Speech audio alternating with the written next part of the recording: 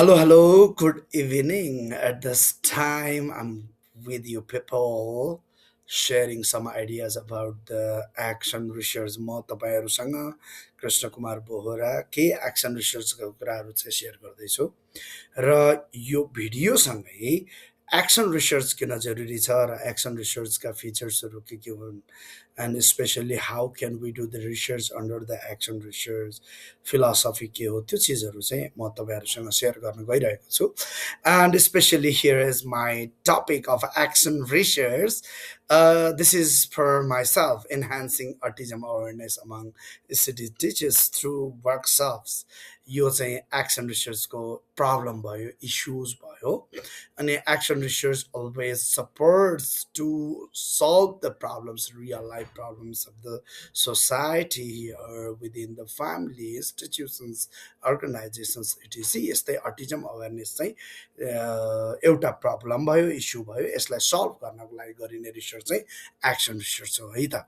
So, why action research to this issue? Many more teachers in ACD nowadays they are unaware about the autism, early diagnosis of the autism among the kids. त्यो कुराले चाहिँ के हो त diverse लर्निङ्सहरूलाई चाहिँ उनीहरूले intervention गर्न सकिरहेको अवस्था छैन. That's why action research always seeks the problem solving and brings the change through the intervention. That means training, seminar, workshops, and many more things that we can conduct to bring the changes among the teachers, right? That's why it enables plan, action, observe, and reflect. Cycle यो भनेको अन्तिम स्टेपसम्म चाहिँ action रिसर्चले चाहिँ process wise काम गर्छ. This brings the change in inclusive teaching learning process, especially among the ECD children, for the ECD children in the kindergarten. यो चाहिँ कस्तो भन्दाखेरि आज पछिल्लो समयमा चाहिँ because of various reasons behind तर के हो भन्दाखेरि फरक खालका डाइभर्स लर्निङ भएका केटाकेटीहरू चाहिँ बढी मात्रामा इसिडीहरूमा जम्मा भएको त्यो प्रेजेन्ट हुने चाहिँ विशेष अवस्थाहरू रहेको छ र त्यो अवस्थामा चाहिँ एक्सन रिसर्चले मात्रै यसलाई चाहिँ के गर्न सक्छ त सल्भ गर्न सक्छ भन्ने चाहिँ विशेष गरी हो. So I would like to go through the purpose of this research, especially on the topic of autism awareness. So, why this research should be conducted? So, to improve autism awareness among the city teachers and it to enhance inclusive classroom teaching and practice, to enable confidence of teachers to handle the autism kids or let's say that the diverse learners. Okay, so यो कुरालाई if we empower our teachers through the workshop, training, seminar, session, and autism awareness, then they will be able to diagnose the early stage of autism among the early kids below 3 years 2 years of their age. यदि जति early जति छिटो चाहिँ यसलाई diagnose गर्न सक्यो त्यति छिटो चाहिँ के हुन्छ त यो चाहिँ प्रब्लम सल्भिङतिर हुन्छ. यसलाई चाहिँ विशेष गरी बढी चाहिँ यसको चाहिँ स्पिच थेरापीहरू गर्नेदेखि लिएर होइन साइकोमोटर थेरापीहरू गर्नेदेखि लिएर विभिन्न थेरापीहरू गरेर इन्टरभेन्सन चाहिँ गर्न सकिन्छ. So key features of action research it is I already describe lots of things. So also I would like to go with some key points. Okay, it is highly focused on the real life problems as we have explored here as autism awareness त्यो एउटा problem हो. Autism यति बेला चाहिँ घर घरको problem भएको छ. So it intervenes to bring the change among autistic kids. It is based on various context solves the problems, especially really जसको घरमा जसको फ्यामिलीमा त्यो प्रब्लमहरू चाहिँ धेरै छ definitely they are really in panic situation. That's why we have to intervene in these conditions. So अबको पालोमा चाहिँ what is the importance of this study? What is the significance of this study? यो major कुरा चाहिँ के हो भने it helps to early detection of autism kids. यदि फरक खालको बिहेभियर चाहिँ बच्चाहरूमा देखियो, स्पेस डिले देखियो, लर्निङ डिले देखियो, कग्निटिभ लर्निङ डिले देखियो भने definitely we have to think about the autism. त्यो चाहिँ टिचरले इसिडी लेभलको टिचरले चाहिँ के गर्न सक्नुपर्छ भन्दाखेरि अल्टिमेटली यो खालको चिजहरूलाई चाहिँ अर्ली डायग्नोस गर्न सक्नुपर्छ. यो टिचरले नै हो.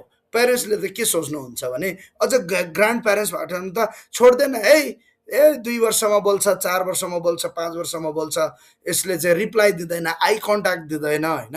तर त्यो सबै चिजलाई अटिजमको रूपमा चाहिँ अवेरनेस भएको हुँदैन, डायग्नोस भएको हुँदैन। That's why teacher is the key role, key person to diagnose the autism, autism features. That's why it helps to early detection of autism kids, improves teaching strategies to diverse learners, especially हामीले speech डिलेको कुरा गऱ्यौँ होइन, cognitive डिलेको कुरा गऱ्यौँ, अनि I कन्ट्याक्टको कुरा गऱ्यौँ। अटिजमका फिचर्सहरू विभिन्न खालको छ, त्यो चाहिँ त्यो चिजहरूलाई चाहिँ अब डाइभर्स लर्नर्सभित्र चाहिँ धेरै कुराहरूलाई हाल्न सकिन्छ। यो कुरा चाहिँ के हो त भन्दाखेरि अल्टिमेटली अल्टिमेटली चाहिँ यो कुरा चाहिँ के हो त भन्दाखेरि टिचरले डायग्नोस गरेको खण्डमा प्यारेन्ट्सलाई पनि ओरिएन्ट गर्न सक्छ, गाइड गर्न सक्छ। अलि अगाडिसम्मको सिचुएसन चाहिँ कस्तो थियो भन्दाखेरि टिचरले कहिले पनि त्यो खुलेर तपाईँको बच्चालाई अटिजम छ भन्न सक्दैन थियो। प्यारेन्ट्सले एकदम एग्रेसिभनेस सो गर्ने, रिसाउने त्यो खालको। But now parents also are aware of it. So उहाँहरू पनि त्यसलाई के गर्न चाहन्छ त, डायग्नोस गर्न चाहन्छ, चेन्ज गर्न चाहन्छ। So this means another one significance supports for inclusive education practice specially. अनि अनि त्यस पछाडि in action research there are several steps, and in this topic also, in this research problem also, I have various steps to involve in the research. That is one defining problem that is our topic speaks. Then plans for intervention, we have seminar, workshops, training sessions for the intervention, implementing action. Whatever the teachers will learn, they will implement in the classroom, and they will diagnose the autistic kids, or they will play the active role for to bring the changes in the diverse learners, or especially autism featured kids. Okay, so object and collect data in this stage. I will collect the data and information, how changes occurred or not, त्यो changes चाहिँ हुन सक्यो कि सकेन, reflection and improve again if needed. यदि केही गरी जस्तो टिचरले सिकेको कुराहरूलाई उसले राम्रोसँग अप्लाई गर्न सकेको अवस्था छैन भने, त्यतिखेर चाहिँ हामी के गर्न सक्छौँ भने त्यसलाई चाहिँ फेरि रिफ्लेक्सन गरेर त्यो बालबालिकामा त्यसको परिवर्तन आउन सकेको छैन, क्रियाकलापमा चेन्ज आउन सकेको छैन, त्यसको इन्टरभेन्सनले स्लोली भने पनि त्यो परिवर्तन आउन सकेको छैन, अथवा चाहिँ त्यो क्रिएटिभिटीमा चाहिँ चेन्ज आउन सकेको छ भने, that we need to intervene for the training, organizing for the training workshops and etc. यो चिजहरू चाहिँ जरुरी छ होइन। So thank you so much everyone for listening me. म पनि तपाईँहरू जस्तै त्यस्तो धेरै विद्वान होइन, तपाईँहरू जस्तै थोरै थोरै पढि लेखेको, थोरै यो स्ट्रिम एजुकेसनको स्कलर हो।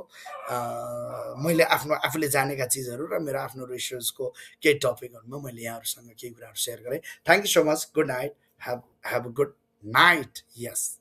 Yes.